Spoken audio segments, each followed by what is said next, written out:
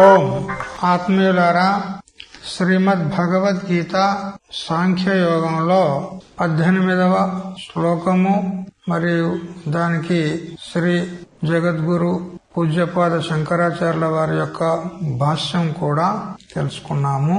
ఇప్పుడు ఆ భాష్యం పైన శ్రీ ఆనందగిరుల వారి యొక్క టీక చూడండి, పేజీ నంబరు 52. సదసతోహో అనంతర ప్రకృతయోహో స్వరూప అభ్యభిచారిత్వేన పరమార్థతయా సన్ నిర్ధారితం. 17వ శ్లోకంలో సదసతోహో సత్తు మరియు అసత్తులలో స్వరూప అభ్యభిచారిత్వేన స్వరూపము అభ్యభిచరితమై ఉన్నందువలన ఆత్మ ఏదైతే ఉందో అది పరమార్థత సత్యముంది అని నిర్ధారణ 17వ శ్లోకంలో చేశాడు. ఇదానీం అసన్నిర్ధారయిషయా పృచ్చతి కిం పునః ఇతి. ఇప్పుడు అసత్ అంటే ఏమిటి? మీరు అసదేవా అని 16వ శ్లోకంలో చెప్పారు కదా, ఆ అసత్ అంటే ఏమిటి అని భాష్యకారులు అవతారికలో కిం పునః తదసత్ అని ప్రశ్నించాడు. అసదేవ ఇతి నిర్ధారితత్వాత్ ప్రశ్నస్య నిరవకాశత్వమాశంక్య శూన్యం వ్యావర్త్య వివక్షితం అసన్నిర్ధారయితుం తస్య సావకాశత్వం ఆహా యత్ స్వాత్మసత్తాం వ్యభిచరతి ఇది. ఎప్పుడైతే శంకరాచార్యుల వారు 16వ శ్లోకంలోనే నిర్ధారణ చేసి చెప్పాడు, అసద్ అసదేవా సద్ సదేవా అని తత్వదర్శుల చేత నిర్ణయించబడింది అని చెప్పిన తర్వాత, మరి ఎప్పుడైతే అసత్ అసత్తే ఉంటుందని నిర్ధారణ చేయబడిందో అప్పుడు దాని విషయంలో మళ్ళీ శంక ఎందుకు వస్తుంది? శంక రావడానికి అవకాశమే లేదు. నిర్ధారణ చేయబడిన తర్వాత, నిశ్చయం చేయబడిన తర్వాత మళ్ళీ శంకకు అవకాశం ఉండదు. నిశ్చయం దేనికంటారు? సంశయ భిన్న జ్ఞానానికి నిశ్చయం అంటారు. మరి తత్వదర్శుల చేత అసత్ అసత్తే అని నిర్ధారణ చేయబడిన తర్వాత ప్రశ్నకు అవకాశమే లేదు. ఇక్కడ మళ్ళీ ప్రశ్న ఎందుకు చేస్తున్నాడు ఇక్కడ శంకరుల వారు అని ఈ విధంగా శంక కలిగినప్పుడు శూన్యం వ్యావర్త్య వివక్షితం అసన్నిర్ధారయితం. అసత్ అంటే మరొక అర్థం కూడా ఉంది. ఏమిటంటే వంద్యాసుతుడు, కూర్మరోమము, ఆకాశ పుష్పము, శశి శృంగము ఇత్యాదులు ఏవైతే వ్యవహార దశలో ప్రయోగం చేయబడుతుందో వాటికి స్వరూపమే లేదు. వంద్యాసుతునికి స్వరూపం ఉన్నదా? శబ్ద ప్రయోగం అవుతుంది. శబ్ద జ్ఞానానుపాతి వస్తు శూన్య వికల్ప అని యోగసూత్రకారులు చెప్పిన ప్రకారంగా వస్తు శూన్య, వస్తువు లేనే లేదు, కానీ శబ్ద ప్రయోగం మాత్రం అవుతుంది. ఎందుకంటే అన్యత్ర మనకు ఆ శబ్దంలోని అర్థాలు కనపడుతున్నాయి. వంద్య సుతుడు అన్నప్పుడు వంద్య అనేది ఒక శబ్దము, సుతుడు అనేది ఒక శబ్దము. ఈ వంద్యకు అర్థము ప్రపంచంలో ప్రతీతి అవుతుంది. ఎవరికైతే సంతానం లేదో అటువంటి స్త్రీకి వంద్య అంటున్నాం. సుతుడు అంటే అందరికీ ప్రసిద్ధమే ఉన్నది. ప్రతివారు కూడా ఒకరికి సుతుడే కదా, ఒకరి కుమారుడే కదా. మరి కుమారుడు కూడా ప్రసిద్ధం ఉన్నది. కాబట్టి వంద్య అనేది అన్యత్ర ప్రసిద్ధం ఉన్నది. సుతుడు అనేవాడు అన్యత్ర ప్రసిద్ధం ఉన్నాడు. సుతుడు ఎవరుకుంటాడు? సంతానం కన్నా తల్లికి సుతుడు ఉంటాడు. వంద్య సంతానం లేనటువంటి స్త్రీ. అన్యత్ర ప్రసిద్ధం ఉన్నాయి. కానీ ఏకత్ర ప్రయోగం చేసినందువల్ల ఈ శబ్దము వ్యవహారంలో చలామణి అవుతుంది, కానీ వస్తువు లేదు. వంద్య సుతుడు అనేటువంటి వస్తువు లేదు. శబ్ద జ్ఞానానుపాతి శబ్ద ప్రయోగం అయితే అవుతుంది. శబ్ద జ్ఞానానుసారంగా ఏదో ఒక బోధ అవుతుంది, కానీ ఆ బోధకు విషయము వంద్యాసుతుడు అనేవాడు లేడు. వస్తు శూన్య అన్నప్పుడు ఇక్కడ అసత్ అనంటే శూన్యం వ్యావర్త్య వివక్షితం.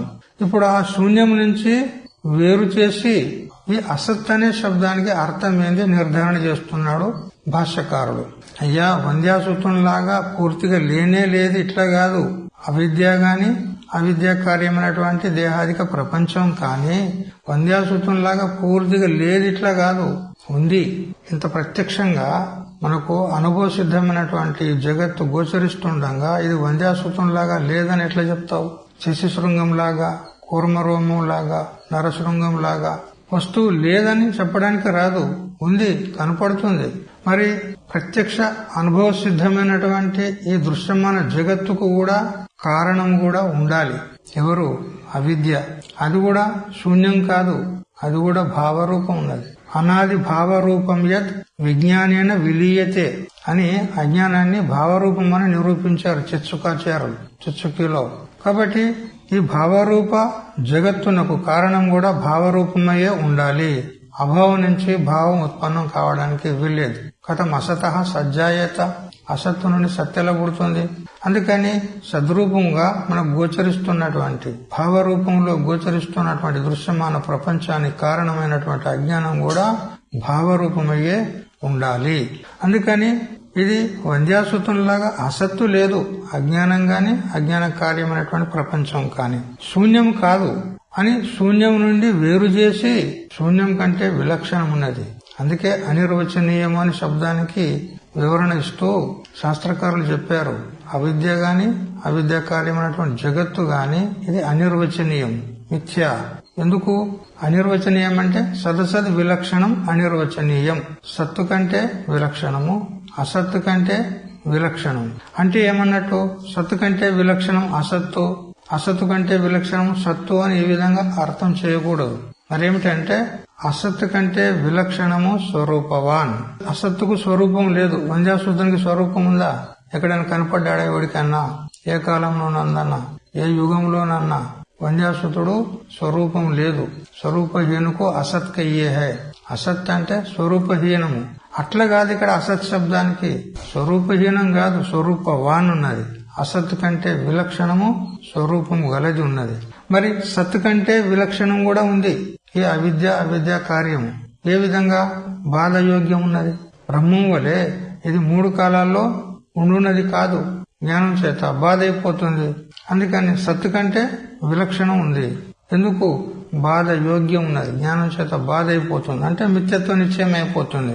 అందువల్ల సత్తు కంటే విలక్షణం బాధయోగ్యము, అసత్ కంటే విలక్షణము స్వరూపం కలది.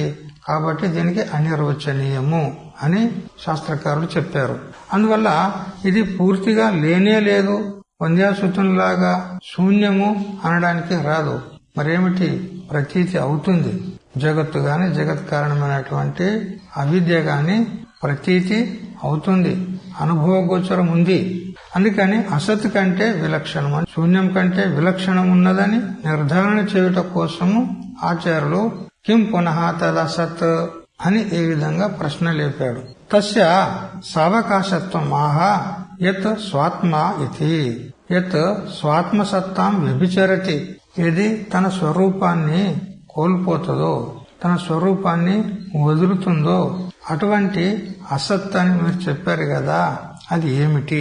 ఎందుకంటే జ్ఞానం కలిగిన తర్వాత దేహాదిక ప్రపంచం నందు ఉన్నటువంటి ఏదైతే సత్యత్వం ఉన్నదో అది బాధ అయిపోతుంది. అందుకని ఈ అసత్ అనే చెప్పబడేటువంటి అవిద్య కార్యము వ్యవహారిక దశలో సద్రూపమై ఉన్నప్పటికీ కూడా, వ్యవహార యోగ్యం ఉన్నప్పటికీ కూడా అధిష్టాన జ్ఞానం అయిన తర్వాత ఏమైతుంది? అది తన స్వరూపాన్ని కోల్పోతుంది. అంటే తన యందు ఉన్నటువంటి సత్యత్వాన్ని కోల్పోతుంది. అంటే ఏమన్నట్టు? మిథ్య అని సిద్ధమవుతుంది. అయితే వస్తువు స్వరూపం చేతనే నాశనమైపోతుంది. ఇట్లా కాదు, స్వరూపం చేత విద్యమానమై ఉండి కూడా దానిలో ఉన్నటువంటి సత్యత్వాన్ని కోల్పోతుంది. అది అసత్ శబ్దానికి అర్థం. ఏది? దేహాదిక ప్రపంచం అని చెప్పడానికి భాష్యకారులు శంక లేపాడు ఇక్కడ. దేహాదేహే అనాత్మవర్గస్య ప్రకృత అసత్ శబ్ద విషయత ఇత్యాహ. మరి అసత్ శబ్దానికి విషయం ఏమిటి అనంటే దేహాదేహే అనాత్మవర్గస్య. ఈ దేహాది, దేహం మొదలుకొని అంటే దాని కారణమైనటువంటి అవిద్య కూడా, ఇవి అసత్ శబ్దానికి అర్థములు, విషయములు అని ఉచ్యతే అని సమాధానం చెప్పడానికి ఉపక్రమించున్నాడు శ్రీ గీతాచార్యులు శ్లోకం ద్వారా. అంతవంత ఇమే దేహా నిత్యశోక్తా శరీరణ అనాశనో అప్రమేయస్య తస్మాద్ యుద్ధస్వ భారత అని సమాధానం చెప్పినాడు. ఈ దేహాదులకు కారణమైనటువంటి అవిద్యనే అసత్ శబ్దానికి వాచ్యములు, విషయములు అని శ్లోకం ద్వారా చెప్పినాడు. తేషాం స్వాతంత్ర్యం యుధస్యతి నిత్యస్య ఇతి. అయితే ఈ దేహాదులు గాని వాటికి కారణమైనటువంటి అవిద్య గాని ఇవి స్వతంత్రములు కావు. వీటికి స్వతంత్ర సత్తా, అస్తిత్వము లేదు అని చెప్పడానికి నిత్యస్య శరీరిణ అన్నాడు. నిత్యమైనటువంటి శరీరి యొక్క దేహాదులు స్వతంత్రంగా లేవు. ఇవి చైతన్యాన్ని ఆశ్రయించుకునే ఉన్నాయి. ఆ చైతన్యం ఎలాంటిది? నిత్యము. దానికే శరీరి అన్నాము. శరీరి ఎందుకన్నాము? శరీరములు కలవాడు శరీరి. ఆ శరీరి ఎవరు? ఆత్మ, అధిష్టాన చైతన్యం. కాబట్టి వీటికి స్వతంత్ర అస్తిత్వం లేదు అని చెప్పడానికి నిత్యస్య అని శ్లోకంలో చెప్పినాడు. నిత్యస్యోక్త శరీరిణ అని. ఆకాశాది వ్యావృత్యార్థం విశనష్టి శరీరిణ ఇది. అయితే నిత్యస్య అనంటే నిత్యమేది? ఆత్మ. అంటే ప్రధ్వం స్వభావానికి అప్రతియోగి ఉన్నందువలన దానికి నిత్యమన్నాం. అది ఎప్పుడు కూడా నాశనం కాదు కాబట్టి ఆత్మకు నిత్యం అన్నాం. మరి నిత్యం అంటే ఆకాశాదిలో కూడా నైయాయికాదులు నిత్యమని ఒప్పుకుంటారు. ఆకాశము, కాలము, ఆత్మ, మరి పరమాణువులు మొదలైన వాటిని నిత్యమని ఒప్పుకుంటారు. మరి నిత్యం అంటే ఆకాశం కూడా నిత్యం అవుతుంది కదా అని ఆకాశాదుల్లో అతివ్యాప్తి అవుతుందని చెప్పి దాని నుండి వేరు చేయడానికి విశేషంగా చెప్పినాడు వేరే శబ్దం. ఏది? శరీరిణ అన్నాడు. అయ్యా, నిత్యమైనటువంటి శరీరి ఎవరు? ఆత్మ. ఆ ఆత్మ యొక్క దేహాదులు అని చెప్పాలి. ఎవరి ఈ శరీరాలు అంటే నిత్యం అంటే ఆకాశాదులు అతివ్యాప్తి దోషం వస్తుంది. అందుకని శరీరిణ అంటే నిత్యమైనటువంటి ఏ శరీరి అంటే శరీరములు కలవాడు అయినటువంటి ఆత్మ ఉన్నాడో అతని యొక్క శరీరాలు అని శ్లోకంలో చెప్పినాడు. నిత్యశుక్త శరీరిణ అని. పరిణామి నిత్యత్వం వ్యవచ్చినత్తి అనాశిన ఇది. మరి శ్లోకంలో శ్రీకృష్ణ పరమాత్మ నిత్యమని చెప్పిన తర్వాత మళ్ళీ అనాశిన అని శబ్ద ప్రయోగం ఎందుకు చేశాడు భగవంతుడు అనంటే, నిత్యము రెండు ప్రకారాలుగా ఉంటది. ఒకటి కూటస్థ నిత్యము, ఒకటి పరిణామి నిత్యము. సాంఖ్యులు ఆత్మను కూటస్థ నిత్యం అంటారు. ఇక అవిద్య ఏదైతే ఉందో అది ప్రవాహ రూపకంగా పరిణామి నిత్యము అంటారు. అందుకని కేవలం నిత్య శబ్దం ప్రయోగం చేసినట్లయితే పరిణామి నిత్యము అని కూడా అర్థమవుతుంది. అందువల్ల అక్కడ అతివ్యాప్తి అవుతుందని చెప్పి ఆ అతివ్యాప్తి నివారణ కోసం అనాశిన అని గీతాచార్యులు శ్లోకంలో మరొక శబ్దం ప్రయోగం చేశాడు. వాస్తవంగా నిత్యము అనాశిన అని రెండు శబ్దాలు ఒకటే అర్థాన్ని ఇస్తాయి. నిత్యం అంటే ఏంది? నాశ అభావమునకు నిత్యం అంటారు. ప్రధ్వం స్వభావ అప్రతియోగిత్వం నిత్యత్వం అంటే దేనికి నాశనం లేదో అది నిత్యం అంటాం. నాశ అభావం. ఇప్పుడు అనాశిన అంటే ఏంది? నాశ అభావం అని చెప్పినట్లే అయింది. అంటే నాశం యొక్క అభావం గలది అంటే ఏమన్నట్టు? నాశ అభావానికే నిత్యం అంటాం. మరి నిత్యం అని శబ్ద ప్రయోగం చేసిన తర్వాత మళ్ళా అనాశిన అనే శబ్ద ప్రయోగం చేయుట ఇది పునరుక్తి దోషం వస్తుంది. మరి ఎందుకు ప్రయోగం చేశాడు గీతాచార్యులు అనంటే, పరిణామి నిత్యమైనటువంటి అవిద్యాదుల్లో అతివ్యాప్తి దోషం రాకుండా అనాశిన అనే శబ్ద ప్రయోగం చేసినాడు. తస్య ప్రత్యక్షాది అవిషయత్వం ఆహ అప్రమేయస్య ఇతి. తస్య అంటే ఆత్మ. ఆత్మ ఏదైతే ఉందో అది ప్రత్యక్షాది ప్రమాణాల చేత తెలియబడునది కాదు అని చెప్పుటకై అప్రమేయస్య అని శ్లోకంలో చెప్పినాడు. అనాశినో అప్రమేయస్య అని అంటే ఏ ప్రమాణానికి విషయము కాదు. ప్రమాణాలు ఎన్ని మనకు అంటే ముఖ్యంగా 6: ప్రత్యక్ష, అనుమాన, ఉపమాన, శబ్ద, అర్థాపత్తి, అనుపలబ్ధి. 6 ప్రమాణాలు ఉంటాయి. ఆ ప్రమాణాల చేత తెలియబడే వస్తువుకు ప్రమేయం అంటారు. ఆత్మ అప్రమేయం అంటే ఏ ప్రమాణానికి విషయము కాదు. ఎందుకనంటే ఈ ప్రమాణాల యొక్క ప్రవృత్తి ఎప్పుడు కలుగుతుంది? వ్యవహార దశలోనే కలుగుతుంది.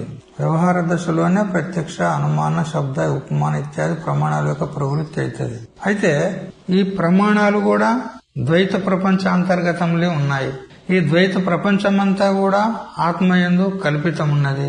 కల్పితమైన దానికి ద్రష్ట ఎవరు, సాక్షి ఎవరు? అధిష్టానమే ఉంటుంది. ఏ విధంగా స్వప్న ప్రపంచము సాక్షి యందు అధ్యస్థమై ఉంది. ఆ అధ్యస్థమైన ప్రపంచానికి ఏది? స్వప్న ప్రపంచానికి ప్రకాశకుడు ఎవరు? ఆత్మనే. ఆత్మయందే ఆ కల్పిత స్వప్న ప్రపంచము కనపడుతుంది. ఆత్మయందే అధ్యస్థం ఉన్నది. మరి దానికి ప్రకాశకుడు కూడా ఆత్మనే. అంటే ఏది అధిష్టానం ఉంటుందో అదే ప్రకాశకం ఉంటది.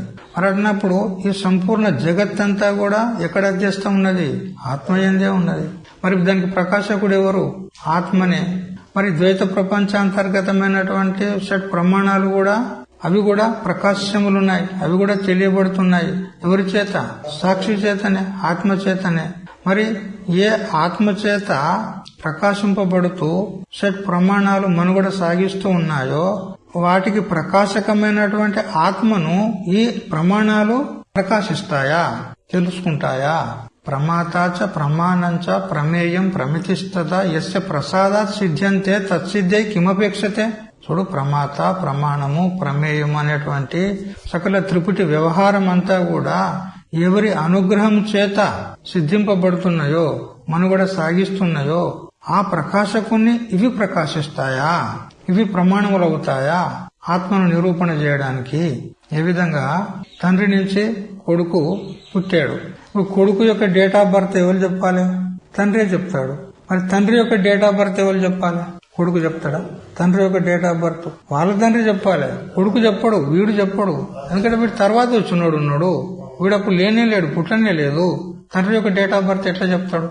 అట్లా సాక్షి చేత ప్రకాశింపబడేటువంటి ప్రత్యక్షాది ప్రమాణాలు ఆత్మకు ప్రమాణములు ఎట్లయితాయి? ఆత్మను ఎలా సిద్ధి చేస్తాయి? సిద్ధి చేయలేవు.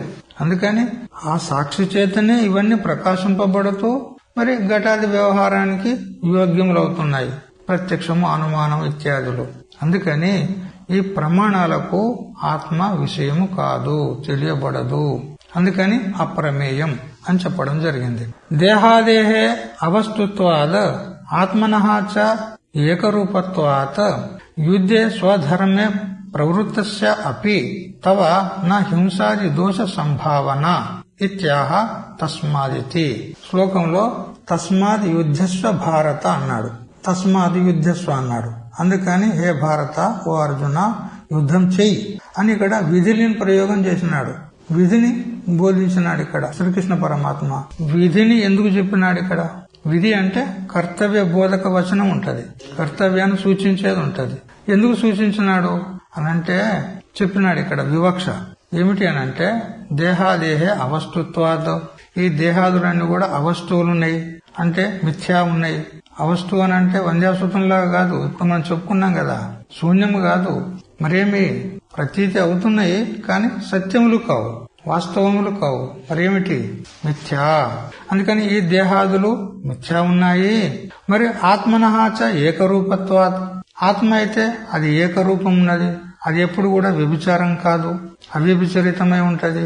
మరి అందరిలో ఏకమై ఉన్నది, వ్యాపకమై ఉన్నది, అది ఎప్పుడు నాశనం కాదు, అవినాశి ఉన్నది. మరి ఇప్పుడు నువ్వు దేనికోసమని యుద్ధం చేయనని కూర్చున్నావు చెప్పు? నేను భీష్మాదులను చంపను, నాకు పాపం కలుగుతుంది వాళ్ళని హింసించినట్లయితే, వాళ్ళని చంపినట్లయితే అని నువ్వు మోహగ్రస్తుడవయ్యి శోకమోహాలకు గురి అయ్యి నువ్వు యుద్ధం మానేసి కూర్చున్నావు. అందుకని హే అర్జున, దేహాదులైతే మిథ్యా ఉన్నాయి, ఆత్మ అయితే అది నిత్యం ఉన్నది, ఏకరూపం ఉన్నది. అందువల్ల దేనికోసం నువ్వు శోకిస్తావు? శోకించుటకు కారణమేమీ లేదు. తస్మాత్ అంటే అందువలన అంటే నిగమనం చేసి చెప్తున్నాడు. దేహాదులైతే మిథ్యా ఉన్నాయి, ఆత్మ అయితే సత్యం ఉన్నది, నిత్యం ఉన్నది, ఏకమున్నది. అందుకని నువ్వు ఆత్మ విషయంలో శోకించుట తగదు, దేహాదుల విషయంలో కూడా శోకించుట తగదు. ఎందుకంటే అవి మిథ్యనే ఉన్నాయి, ఆత్మ అయితే నిత్యం ఉన్నది. అందుకని నీకు శోకానికి కారణమే లేదు. అందువల్ల యుద్ధం చెయ్యి అని ఈ విధంగా తస్మాత్ యుద్ధస్వ అని చెప్పినాడు. అయితే అది కూడా భగవంతుడు కర్తవ్యాన్ని బోధించడంలే, నువ్వు తప్పకుండా యుద్ధం చెయ్యి అని శాసనం చేయడంలే, విధిని బోధించడంలే, ఇక్కడ కర్తవ్యాన్ని బోధించడంలే. మరి ఏమిటి? అతడు మొదలే యుద్ధానికి వచ్చినాడు, కాకపోతే భీష్మాదులను చూసి అతడు పాప భీతి చేత నేను యుద్ధం చేయనని మానుకొని కూర్చున్నాడు. అటువంటి వాణ్ణి ప్రోత్సహించి నువ్వు యుద్ధం చెయ్యి అని అనువాదం చేసి చెప్పినాడు అంతే. యుద్ధానికే చేయడానికే వచ్చాడు అతడు. వచ్చిన పని చెయ్యాలనయ్యా, వచ్చిన పని పక్కకు పెట్టి వేరే పని చేయుట వివేకుని యొక్క లక్షణం కాదు. సాధారణంగా వ్యవహారంలో కూడా మనం కూడా ఏదన్నా ఒక పని సంకల్పం చేసి ఉపక్రమించామంటే దాన్ని పూర్తిగా అయ్యేంత వరకు చేసే దాన్ని వదిలిపెట్టాలి. అంతేగాని చేస్తానని ఉపక్రమించి దాన్ని వదిలితే అది పిరికి వాళ్ళ యొక్క లక్షణం అని చెప్పింది. అందువల్ల యుద్ధం చేయడానికే వచ్చాడు అర్జునుడు. అతన్ని నువ్వు యుద్ధం చెయ్యవయ్యా అని అనువాదం చేసి చెప్పాడు. అంతేగాని ఇక్కడ విధి అనేది లేదు. యుద్ధస్వ అనేది విధిలింగ్ ఉన్నది కదా, కర్తవ్యాన్ని బోధిస్తున్నాడు ఇక్కడ కృష్ణుడు అని కాదు ఇక్కడ. తర్వాత నన్ను దేహాదిషు సద్బుద్ధేహే అనువృత్తేహే తస్యాహ విచ్ఛేద అభావాత్ కథం అంతవత్వం తేషాం ఇష్యతే తత్ర ఆహ యథాయితి.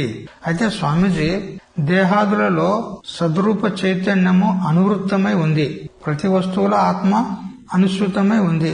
దేహాదుల్లో కూడా ఉన్నది. మరి ఎప్పుడైతే సద్రూప చైతన్యం దేహాదుల్లో అనువృత్తమై ఉన్నదో, సద్రూప చైతన్యం ఉండగా దేహాదులు అంతవంతమని ఎట్లా అంటావు నువ్వు? దేహాదులు ఎట్లా నాశనమైపోతాయి అనంటే చెప్పినాడు యథా అనంటూ.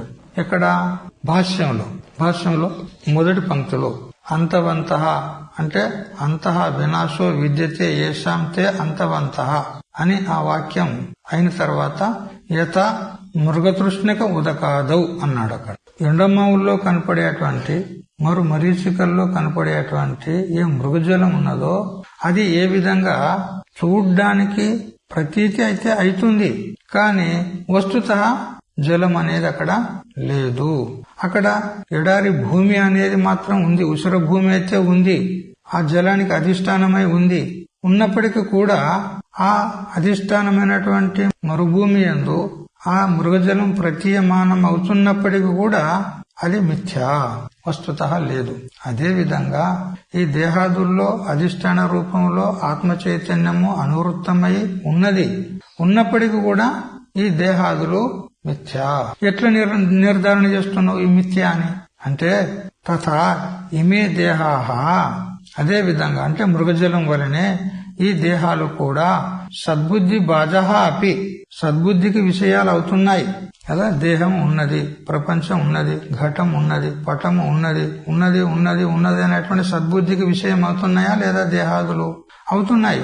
అయినప్పటికీ కూడా ప్రమాణతః నిరూపణాయాం అవసానే విచ్ఛేదాత్, ప్రమాణం చేత నిరూపించడానికి మనం ఉపక్రమించినట్లయితే చివరికి అవసానే అంటే చివరికి విచ్ఛేదాత్, చివరికి ఏమైతే అవి బాధైపోతున్నాయి. విచ్ఛేద అంటే నాశనం అయిపోతున్నాయి.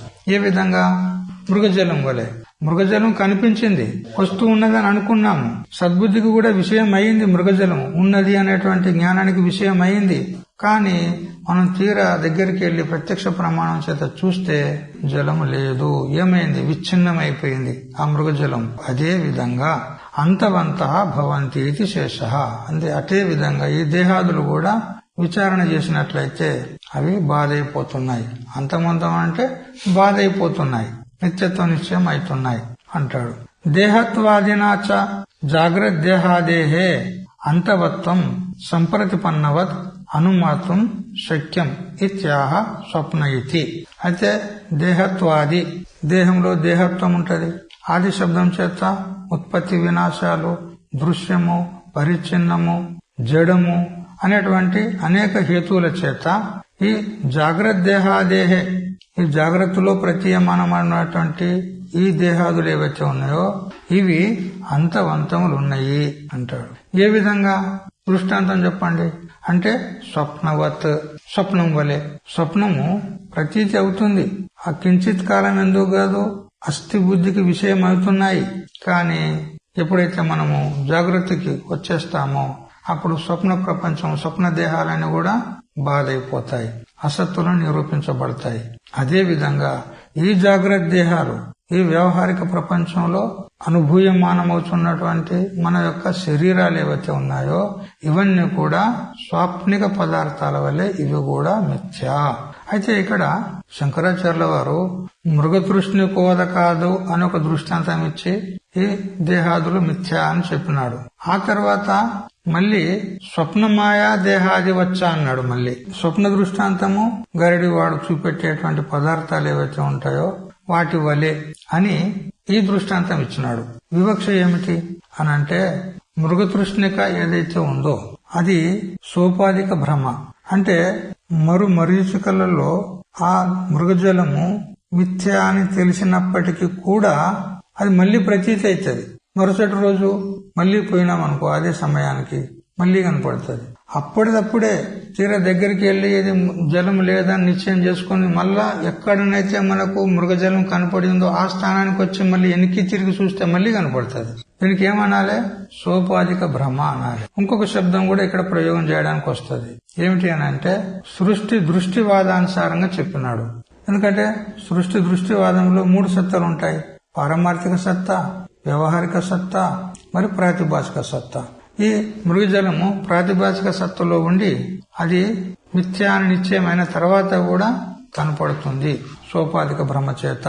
ఇక ఈ స్వప్నము మాయిక పదార్థాల యొక్క దృష్టాంతం ఎందుకు ఇచ్చాడు అని అంటే ఇది దృష్టి సృష్టివాదానుసారంగా. అంటే మన యొక్క దృష్టి ఏ కాలం నందైతే ఉందో అప్పుడే సృష్టి. దృష్టి సమకాల సృష్టి. ఇది దృష్టి సృష్టివాదం. దృష్టి అంటే జ్ఞానం. జ్ఞాన సమకాలంలోనే ఆ వస్తువులు కనపడతాయి. జ్ఞానం లేదంటే వస్తువు లేదు. ఏ విధంగా? సుఖదుఖాల యొక్క జ్ఞానము 2 ఏకకాలంలోనే ఉత్పన్నమవుతాయి. మొదలు జ్ఞానం ఉత్పన్నమయ్యి తర్వాత సుఖదుఖాలు, లేదా సుఖదుఖాలు మొదలు ఉత్పన్నమయ్యి తర్వాత వాటి జ్ఞానము. ఇట్లా లేదక్కడ. సుఖదుఖాల యొక్క జ్ఞానము ఏకకాలంలో ఉత్పన్నమవుతాయి. దృష్టి మరియు సృష్టి. దృష్టి అంటే జ్ఞానము, సృష్టి అంటే సుఖదుఖాలు 2 ఏకకాలంలో ఉత్పన్నమవుతాయి. జ్ఞానం లేకపోతే పదార్థాలు లేవు, అంతే. సుఖదుఖాల వలె, మరి స్వాప్నిక పదార్థాల వలె, మరియు మాయిక పదార్థాల వలె. అందుకని దృష్టి సృష్టివాదానుసారంగా లేదా ద్విసత్తానుసారంగా. దృష్టి సృష్టివాదంలో 2 సత్తలు: పారమార్థిక సత్తా, ప్రాతిభాషిక సత్తా. 2 సత్తలు. ఈ వ్యవహారికం అనేది లేదు దృష్టి సృష్టివాదంలో. ఇది ఉత్తమ సిద్ధాంతం, ఉత్తమాధికారికి చెప్పినటువంటిది. ఇక సృష్టి దృష్టివాదంలో 3 సత్తలు ఉంటాయి. ఇది కనిష్టాధికారికి చెప్పింది ఉన్నది. అందుకని కనిష్టాధికారి దృష్టి చేత మృగతృష్ణిక ఉదకాదవ్ అని మొదటి దృష్టాంతం ఇచ్చాడు. ఇక ఉత్తమాధికారి యొక్క దృష్టి చేత సృష్టి దృష్టివాదానుసారంగా స్వప్నమాయ అని ఇచ్చాడు. ఏ ప్రకారంగా చూసినా మొత్తం మీద ఈ దేహాదిక ప్రపంచము మిథ్య అని నిర్ధారణ అవుతుంది. ప్రమాణాల చేత నిరూపించినప్పుడు అవి విచ్ఛిన్నమైపోతున్నాయి. అందుకని అంతవంతములు మిథ్యయే అని నిర్ధారణ అవుతుంది. శరీరాదేహ అంతవత్వే అపి ప్రవాహ రూపేణ ఆత్మనః తత్ సంబంధస్య అనంతవత్వం ఆశంక్య నిత్యస్య ఇతి. స్వామీజీ, శరీరాదులు అంతవంతం ఉంటే ఉండుగాక.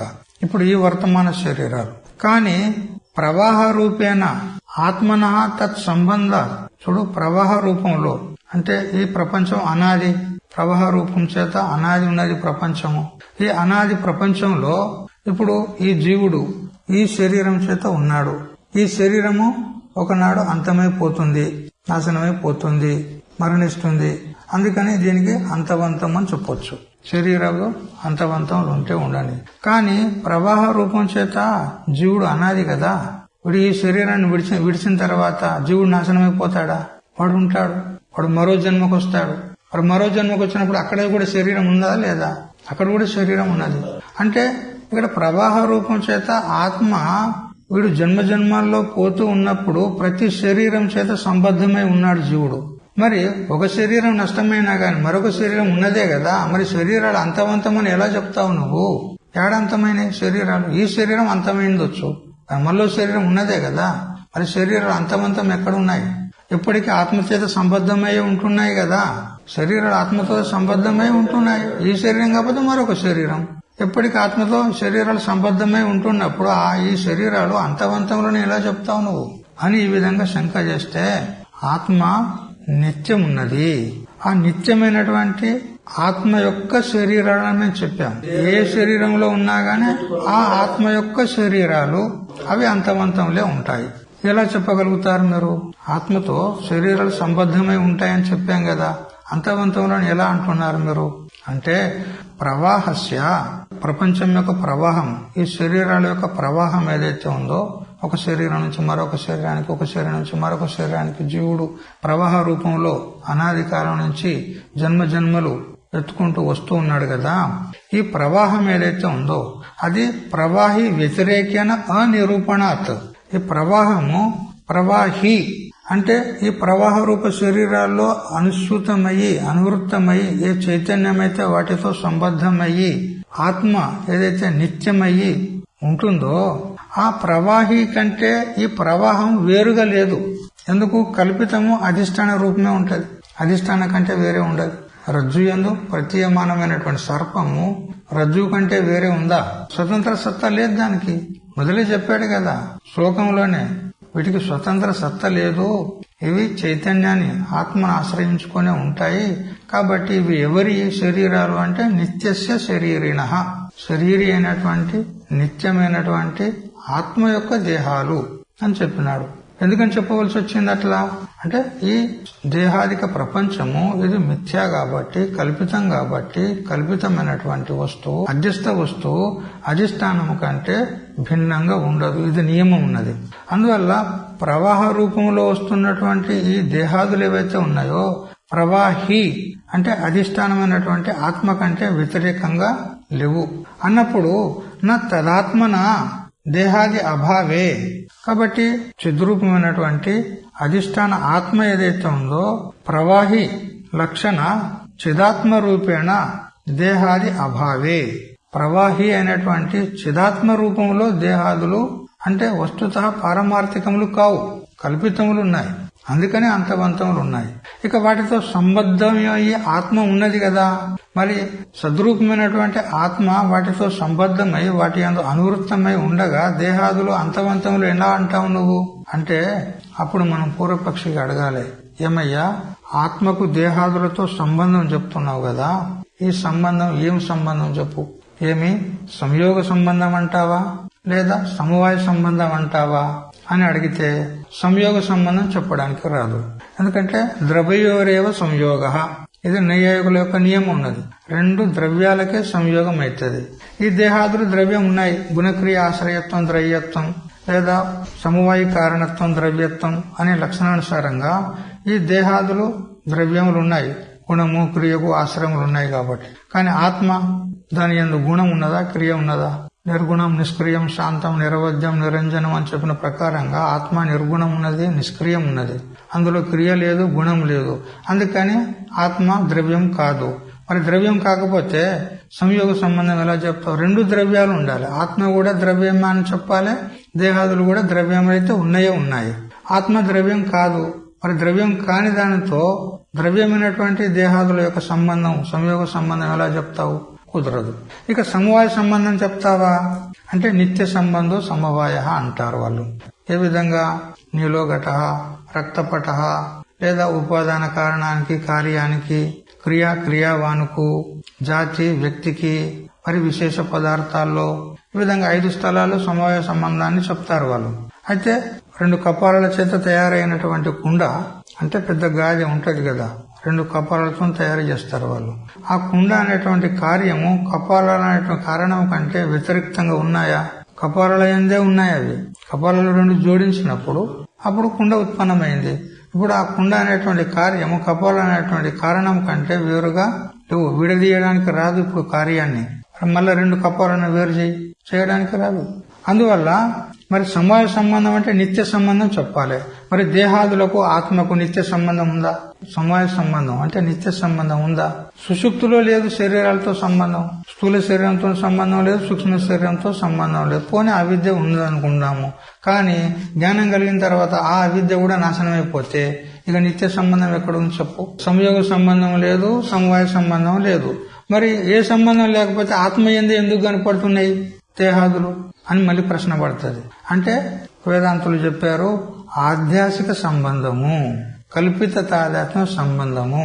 కల్పితం అంటే ఉన్నట్ట, ఏ సంబంధం లేదు, లేకుండా కూడా ఉన్నట్టు వలె కనపడుతున్నాయి, వాస్తవంగా ఏ సంబంధం లేదు అని చెప్పినట్లయింది. అందుకనే ఆధ్యాత్మిక సంబంధం చేత, కల్పిత సంబంధం చేత దేహాదులు ఉన్నాయి. ఆ కల్పిత సంబంధం చేత ఉన్నప్పటికీ కూడా ఆత్మతోని వాస్తవంగా సంబంధం ఏమీ లేదు. అందువల్ల ఈ దేహాదులు మిథ్యా, కల్పితములు అని సిద్ధమైంది. ఎవరు సిద్ధి చేశారు కల్పితమని? ఉక్తాః నిత్యస్య శరీరిణః అంటే శరీరవతః అనాశినః అప్రమేయస్య అంతవంతః ఇత్యుక్తాః. అనాశి, అప్రమేయము, నిత్యము అయినటువంటి ఆత్మ యొక్క ఈ శరీరాలు ఏవైతే ఉన్నాయో ఇవి అంతవంతములు. ఇది ఉక్తాః అంతవంతములను చెప్పబడ్డాయి. ఎవరి చేత చెప్పబడ్డాయి? వివేకిభిః ఇత్యర్థః అనంటూ భాష్యకారులు చెప్పారు భాష్యంలో. ఎవరు? తత్వదర్శులు, బ్రహ్మవిధులు. ఉభయోరపి దృష్టవంతః త్వనయో తత్వదర్శిభిః. అనయోహో ఉభయోహో అంటే సదసత్తుల యొక్క అంతమును అంటే నిర్ణయమును తత్వదర్శులు చేశారు, అంటే బ్రహ్మవిధులు చేశారు. 16వ శ్లోకంలో చెప్పబడినటువంటి తత్వదర్శులను ఇక్కడ మనము గ్రహించాలి. అంటే అది ఇక్కడ మనం అనువృత్తం చేసుకోవాలి వివేక శబ్దం చేత. ఏమని? సత్ సదేవ, అసత్ అసదేవ అని నిర్ణయం చేయబడింది. అసత్తు అసత్ అని ఎట్లా అంటున్నారు అంటే ఇప్పుడు ఈ విచారణ ద్వారా అవి మిథ్య అని సిద్ధమైపోయినాయి. ఏ ప్రమాణం చేత కూడా అవి నిర్ణయింపడానికి రాకుండా ఉన్నాయి. ప్రమాణాన్ని ప్రవృత్తం చేస్తే చివరికి అవి మిథ్యాన్ని సిద్ధమవుతున్నాయి. మరి కల్పితములున్నాయి, అందుకని అవి అంతవంతములు అని మహాత్ముల చేత నిరూపణ చేయబడింది, నిర్ధారణ చేయబడింది. పదద్వయస్య ఏకార్థత్వం ఆశంక్య నిరస్యతి.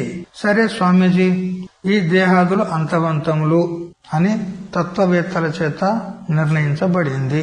కానీ భగవంతుడు శ్లోకంలో నిత్యస్య అనాశినః అని 2 శబ్దాలు ఎందుకు ప్రయోగం చేశాడు?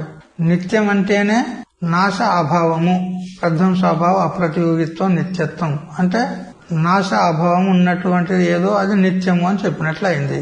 నిత్యం అనుటతోనే అనాశి అని చెప్పినట్లయింది. మరి నిత్యం అని చెప్పిన తర్వాత మళ్ళీ అనాశి అని చెప్పుట ఇది పునరుక్తి కదా. ఘట కుంభ కలశవత్ అని ఈ విధంగా శంకగలిగితే భాష్యంలో చెప్పినాడు శంకరాచార్యులు, నిత్యస్య అనాశినః అయితే నా పునరుక్తం. నిత్యము అనాశి అని 2 శబ్దాలు ప్రయోగం చేయుట ఇది పునరుక్తి దోషము కాదు. ఎందుకు? నిత్యత్వస్య ద్విధత్వాత్ లోకే నాశస్య చ అని భాష్యంలో చెప్పినాడు. నిత్యము ఏదైతే ఉందో అది 2 ప్రకారాలు ఉంది. నాశ అభావానికే అనాశి అన్నాము, ఆ అనాశియే నిత్యము. అందుకని నిత్యం అనేది 2 ప్రకారాలు ఉన్నది. నిత్యత్వస్య ద్వైవిధ్య సిద్ధ్యర్థే నాశ ద్వైవిధ్యం ప్రతిజ్ఞాతం ప్రకటయతి యథా ఇత్యాజన. నిత్యం 2 ప్రకారాలుగా ఉంటుందన్నప్పుడు అనాశిత్వం కూడా 2 ప్రకారాలుగా ఉంటుందని చెప్పాలి. నాశం కూడా 2 ప్రకారాలు ఉన్నదని చెప్పినప్పుడే నిత్యం 2 ప్రకారాలుగా ఉన్నదని సిద్ధమవుతుంది. ఈ 2 ప్రకారాల నాశం దానికి లేదు కాబట్టి నాశ అభావమే నిత్యము. అందుకని నాశం 2 ప్రకారాలు చెప్పవలసి వచ్చింది. అది యథా అని అంటూ చెప్పినాడు భాష్యంలో. నాశస్య నిరవశేషత్వేన సావశేషత్వేన చ సిద్ధే ద్వైవిధ్య ఫలితమాహ. నాశము నిరవశేషము సావశేషము 2 ప్రకారాలుగా ఉంది. భాష్యంలో చెప్పినాడు కదా, యథా దేహో భస్మీభూతో అదర్శనం గతో నష్టః ఉచ్యతే అన్నాడు భాష్యంలో. అంటే దేహము నాశనమైందనుకో, అంటే చనిపోయిందని అనుకో, శరీరం మరణించింది, దాన్ని ఏం చేస్తారు? భస్మీభూతం చేస్తారు. దేహం మరణించిన తర్వాత దాన్ని కాల్ చేస్తారు. అదేమైంది? భస్మీభూతం అయింది. ఇప్పుడు ఏమైనట్టు? ఆదర్శనం అయిపోయింది. దేహం కనపడుతుందా? ఇప్పుడు భస్మైపోయిన తర్వాత ఆదర్శనం అయిపోయింది. అందుకనే ఇది అదర్శన రూప నాశనము. ఇదొక విధమైనటువంటి నాశనము. ఎటువంటి నాశనము అని అంటే నిరవశేష నాశనము. అంటే దాని అవశేషం ఏం మిగులదిగా. కాల్చిన తర్వాత శరీరం యొక్క అవశేషాలు ఏమైనా ఉంటాయా? ఏముండవు. మరి అప్పుడు ఏమైంది? ఆదర్శనం అయిపోయింది, నాశనం అయిపోయింది. ఇది ఏం నాశనము? నిరవశేష నాశనము. దాని అవశేషాలు మిగులవు ఇక కాల్చిన తర్వాత. అది నిరవశేష నాశనమైంది. ఇక సావశేషం ఎట్లా ఉంటది? అది కూడా భాష్యంలో చెప్పినాడు. విద్యమానః అపి అన్యతా పరిణతో వ్యాధ్యాది యుక్తో జాతః నష్టః ఉచ్యతే. విద్యమానం ఉన్నది శరీరము, కానీ వ్యాధ్యాదుల చేత పీడింపబడి అది బక్కజిగిపోయింది, శుష్కించబడింది. అప్పుడు కూడా శరీరం నష్టమైపోయిందని శబ్ద ప్రయోగం చేస్తాం. ఇది కూడా నాశనమే.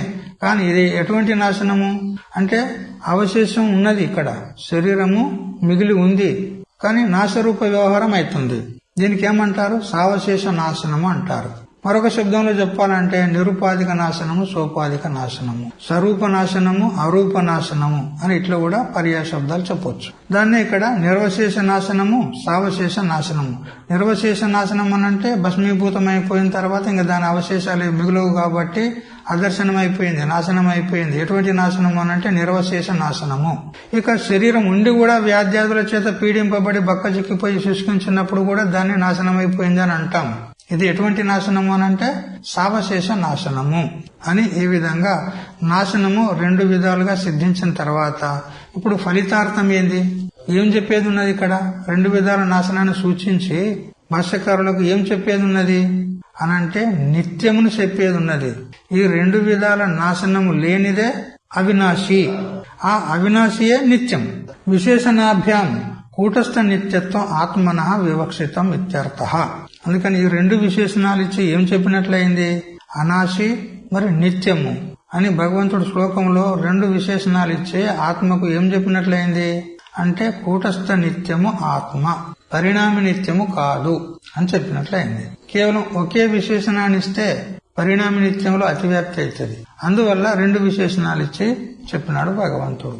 తర్వాత అన్యతర విశేషణ మాత్ర ఉపాదానే అనాశి అని గాని లేదా నిత్యం అని గాని ఈ రెండు విశేషణాల్లో ఏ ఒక్కదాన్ని మాత్రమే గ్రహించినట్లయితే పరిణామి నిత్యత్వం ఆత్మనః శంకేత, ఆత్మ పరిణామి నిత్యం కావచ్చు అనేటువంటి శంక ప్రాప్తమైతుంది.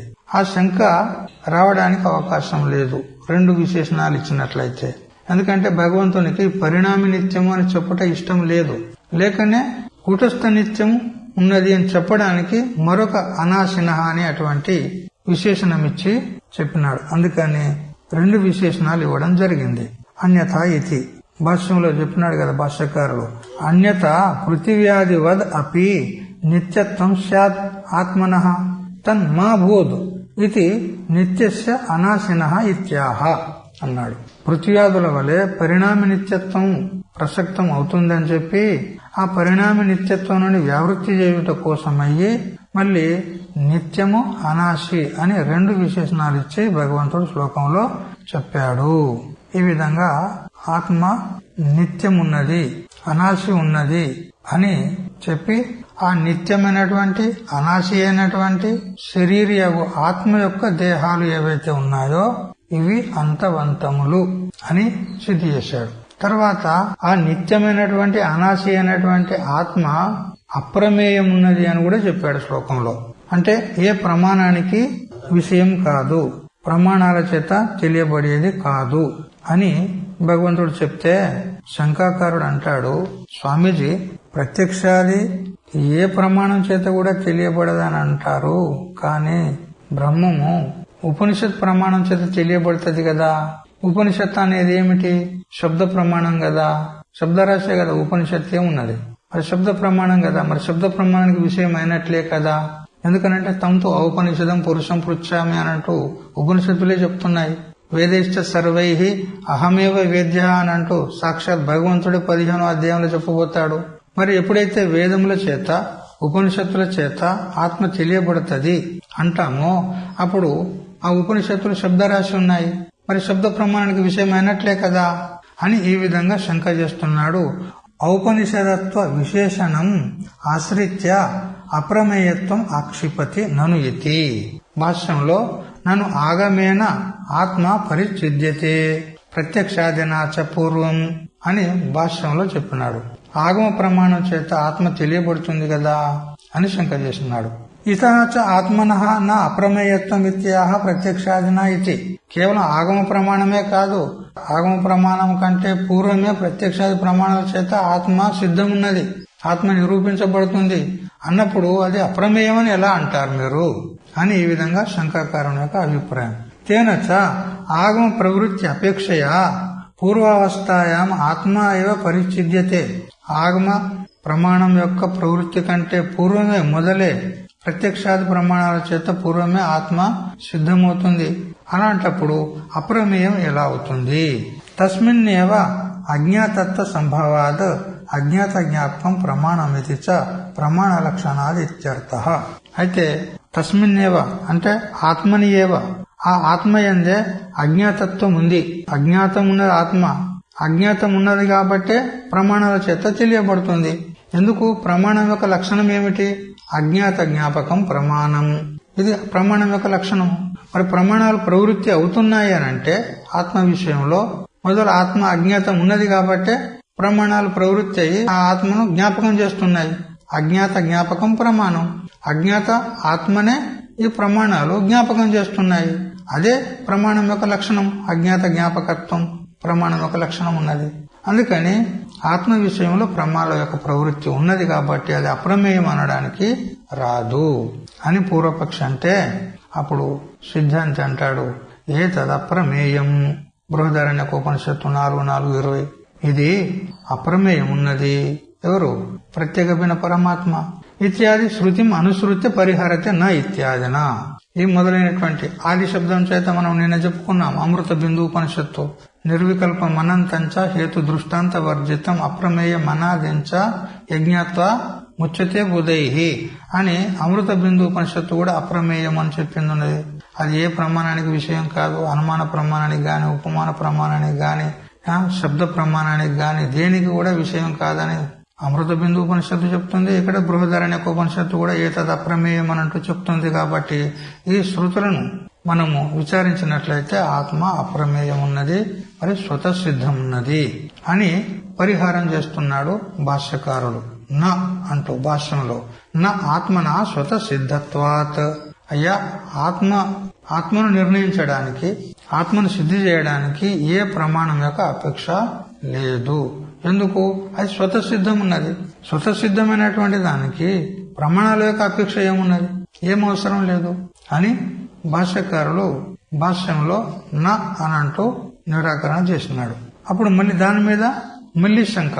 కథం మానం అనపేక్షయ ఆత్మన సిద్ధత్వం ఇది ఆశంక్య ఉక్తం వివృణోతి. ప్రమాణాల యొక్క అపేక్ష లేకుండానే అది ఎట్లా సిద్ధి అవుతుంది అయ్యా ఆత్మ అని ఈ విధంగా శంకాకారుడు శంక చేస్తే ఆ స్వతసిద్ధత్వాన్నే వివరించి చెప్పినాడు. సిద్ధేహి ఆత్మని ప్రమాతరి ప్రమిత్సోహ ప్రమాణ అన్వేషణ భవతి. ఆత్మ మొదలు సిద్ధమై ఉన్నప్పుడే ఆ తర్వాత ప్రమాణాల యొక్క అపేక్ష ఉంటుంది. అంటే ఆత్మను సిద్ధి చేయడానికి ప్రమాణాలు సమర్థములు కావు. ఎందుకు? మొదలు ఆత్మ ఉండాలి. ఆత్మ ఉన్నదని సిద్ధమైన తర్వాత ప్రమాణాల యొక్క ప్రవృత్తి అవుతుంది. ప్రమాణాలు ప్రవృత్తమై ఆత్మను సిద్ధి చేయడం లే. ఇక్కడ మొదలు ఆత్మ ఉండాలి. అంటే నేను అనేటువంటి వాడు మొదలు ఉంటేనే ప్రత్యక్షాది ప్రమాణాలకు ప్రవృత్తి అవుతుంది. వాడే లేకపోతే ప్రత్యక్షాది ప్రమాణాలు ఎట్లా ప్రవృత్తి అవుతాయి? అందుకని అన్నాడు సిద్ధేహి ఆత్మని. మొదలు ఆత్మ ఉన్నది అని సిద్ధమైనప్పుడే, నేను ఉన్నాను అని నిర్ధారణ అయినప్పుడే ప్రమాణాల ప్రవృత్తి అవుతుంది. ప్రమాతరి ప్రమిత్సోహో అంటే ప్రమాజ్ఞానాన్ని ఇచ్చగించినటువంటి ప్రమాత యందు ఈ ప్రమాణాల యొక్క ప్రవృత్తి అవుతుంది. ఎప్పుడు? మొదలు తాను సిద్ధమైనప్పుడు. నహి పూర్వం ఇత్తమహం ఇది ఆత్మానం అప్రమాయ. ప్రమాణ ప్రవృత్తి కంటే మొట్టమొదలు నేను ఉన్నాను అనేటువంటిది అతనికి ఆ జ్ఞానం లేకపోతే అప్రమాయ. నేను యుక్తంగా అంటే ఈ ప్రకారంగా నేను ఉన్నాను అనేటువంటి జ్ఞానం లేదు. సరే, అది విశిష్ట జ్ఞానమే అనుకో, ఔపాధిక జ్ఞానమే అనుకో, విశిష్టాత్మ యొక్క జ్ఞానమే అనుకో. లేదు, నేను మనుష్యుణ్ణి, నేను బ్రాహ్మణుణ్ణి, నేను ఫలానా అనేటువంటి ఆ విశిష్ట జ్ఞానమైన ఎందుకు కాదు? ఆత్మ యొక్క జ్ఞానం ఉంది కదా మొట్టమొదలు. ఆ తర్వాతనే కదా ప్రత్యక్షాది ప్రమాణాల యొక్క ప్రవృత్తి అవుతుంది. మొదలే వాడే నేను ఈ ప్రకారంగా ఉన్నాను అనేటువంటి, అంటే నేను మనుష్యుణ్ణి, నేను బ్రాహ్మణుని అనేటువంటి జ్ఞానమే మొదలు లేకపోతే ప్రమాణాల యొక్క ప్రవృత్తే కాదు. పశ్చాత్ ప్రమేయ పరిచ్ఛేదాయ నా ప్రవర్తతే. ప్రమేయమును అంటే తెలుసుకోవడానికి, ప్రమాకు విషయం చేయడానికి ప్రమాణాల యొక్క ప్రవృత్తే కాదు. మొదలు తాను ఉండాలి. తాను ఉంటే తర్వాత ప్రమాణాల యొక్క ప్రవృత్తి అవుతుంది. అందువల్ల తర్వాత ప్రవృత్తమయ్యేటువంటి ప్రమాణాలు పూర్వసిద్ధమైనటువంటి ఆత్మను ఏ విధంగా సిద్ధి చేస్తాయి అని ప్రమాణాలకు విషయం కాదు. ఆత్మ అప్రమేయం ఉంది. తర్వాత ప్రవృత్తమైన మొదలు ఆత్మ సిద్ధం ఉన్నది. ఎందుకనంటే నహి ఆత్మా నామ కస్యచిత్ అప్రసిద్ధో భవతి అని భాష్యంలో చెప్పినాడు. ఎవరికి కూడా ఆత్మ విషయంలో సందేహము గాని, విపరీత భావన గాని, వ్యతిరేక జ్ఞానం గాని, ఏ విధమైనటువంటి విప్రతిపత్తి లేదు. అందరికి కూడా స్వతసిద్ధం ఉన్నది ఆత్మ. నేను ఉన్నాను అనేటువంటి ప్రతీతి అందరిలో ఉంది. కాబట్టి ఎవరికి కూడా ఆత్మ యొక్క అప్రసిద్ధి లేదు. ప్రమిత్సోహో ప్రమేయమితి శేష. ప్రమిత్సోహో అంటే ప్రమాజ్ఞానాన్ని ఇచ్చగించినటువంటి వాడు ప్రమేయంను నిర్ధారణ చేయుట కోసము ప్రమాణాల యొక్క ప్రవృత్తి ఏదైతే ఉందో మొదలు తాను ఉంటేనే అవుతుంది. తదేవ వ్యతిరేక ముఖ్యేన విశదయతి. ఈ విషయాన్ని వ్యతిరేక ముఖంగా చెప్పినాడు. నహి పూర్వం ఇత్తం అహం ఇది ఆత్మానం అప్రమాయ పశ్చాత్ ప్రమేయ పరిచ్ఛేదాయ ప్రవర్తతే అనంటూ వ్యతిరేక ముఖంగా భాష్యంలో శంకరుల వారు చెప్పారు. ఆత్మనః సర్వలోక ప్రసిద్ధత్వాచ్చ తస్మిన్న ప్రమాణ అన్వేషణీయం ఇత్యాహ. ఆత్మ సర్వలోక ప్రసిద్ధం ఉన్నది. ఎంతటి అజ్ఞానికి కూడా నేను లేననేటువంటి జ్ఞానం లేదు. నేను ఉన్నాననేటువంటి ప్రసిద్ధి సర్వలోక ప్రత్యక్షం ఉన్నది. అందుకని ఆత్మన సర్వలోక ప్రసిద్ధత్వాచ్చ, ఆత్మ సర్వలోక ప్రసిద్ధం ఉన్నది కాబట్టి తస్మిన్ ఆ ఆత్మయందు నా ప్రమాణం అన్వేషణీయం. అందుకని ఆ ఆత్మను నిరూపణ చేయడానికి ప్రమాణాలను మనం అన్వేషణ చేయాల్సిన అవసరం లేదు. ఎందుకు? అది స్వతసిద్ధం ఉన్నది. దాని విషయంలో ప్రమాణాల యొక్క అపేక్ష లేదు అని ఈ విధంగా శంకాకారునికి సమాధానం చెప్పినాడు. అప్పుడు శంకాకారుడు అంటాడు, మరి ఉపనిషత్ ప్రమాణం ఎందుకు ప్రవృత్తి అయింది, ఆగమ ప్రమాణం ఎందుకు ప్రవృత్తి అయింది? ఒకవేళ ఏ ప్రమాణం యొక్క అపేక్ష లేకపోతే మరి ఉపనిషత్తు ఎందుకు నీకు, శాస్త్రం ఎందుకు అని ఈ విధంగా ప్రశ్న చేస్తాడు. దానికి సమాధానం కూడా భాష్యంలో చెప్పినాడు. శాస్త్రంతో అంత్యం ప్రమాణం అతద్ధర్మ ఆరోపణ మాత్ర నివర్తకత్వేన ప్రమాణత్వం ఆత్మని ప్రతిపద్యతే అనంటూ సమాధానం చెప్తాడు. ఆ భాష్యానికి ఆనందగిరుల వారి యొక్క టీక కూడా ఉంటుంది. అది రేపు తెలుసుకుందాం. హరి ఓం తచ్చత్. ఓం సహనావతు సహనౌ భునక్తు సహ వీర్యం కరవావహై తేజస్వినావధీతమస్తు మా విద్విషావహై. ఓం శాంతి శాంతి శాంతి.